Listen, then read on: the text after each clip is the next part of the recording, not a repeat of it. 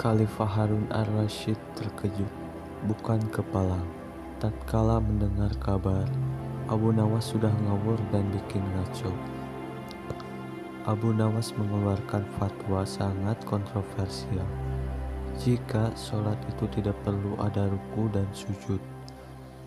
Mendengar fatwa tersebut, Baginda Raja menganggap Abu Nawas sudah berlaku sombong terhadap Allah Subhanahu wa Ta'ala. Sama persis dengan apa yang dilakukan setan yang menolak untuk sujud kepada Adam. Raja Harun al-Rasyid menganggap bahwa hukuman yang pantas bagi orang seperti itu adalah hukuman mati. Baginda kadang menyesali diri di saat dirinya sudah sangat akrab dengan Abu Nawas. Selain itu, Raja juga mendengar jika Abu Nawas mengatakan dirinya suka fitnah. Abu Nawas layak dipancung karena melanggar syariat Islam dan menyebar fitnah, begitu usul para pembantu. Baginda Khalifah pun terpancing. Untung ada seorang pembantunya yang memberi saran kepada Khalifah untuk melakukan tabayun atau konfirmasi kepada Abu Nawas. Baginda Raja pun akhirnya memanggil Abu Nawas ke istana. Benarkah Abu Nawas, kamu berfatwa dalam sholat tidak perlu ruku dan sujud? Tanya Khalifah dengan ketus. Benar saudaraku, jawab Abu Nawas enteng dan tenang.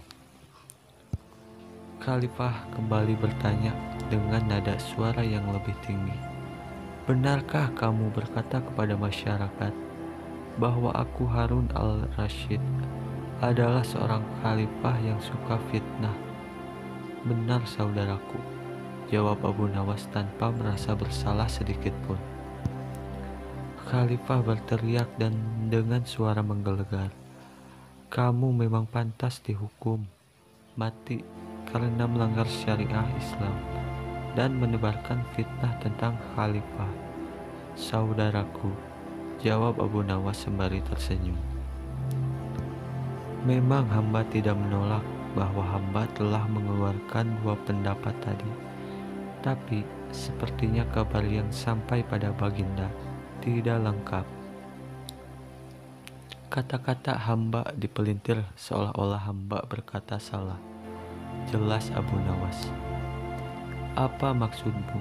Jangan membela diri, kau telah mengaku dan mengatakan kabar itu benar adanya, ucap Khalifah.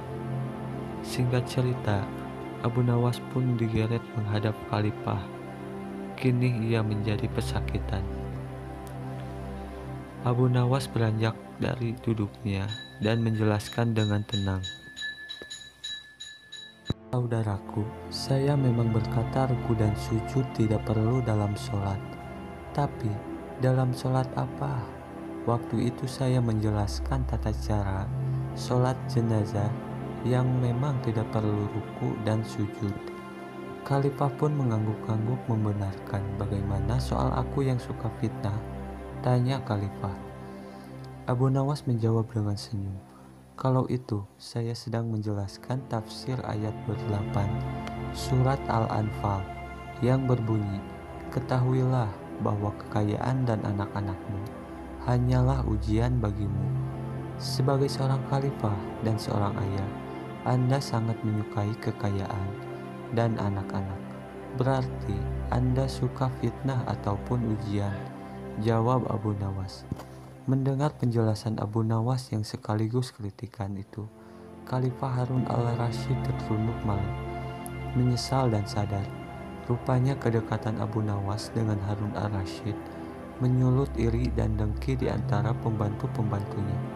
Pembantu-pembantu Khalifah yang hasut ingin memisahkan hubungan akrab tersebut dengan memutarbalikkan berita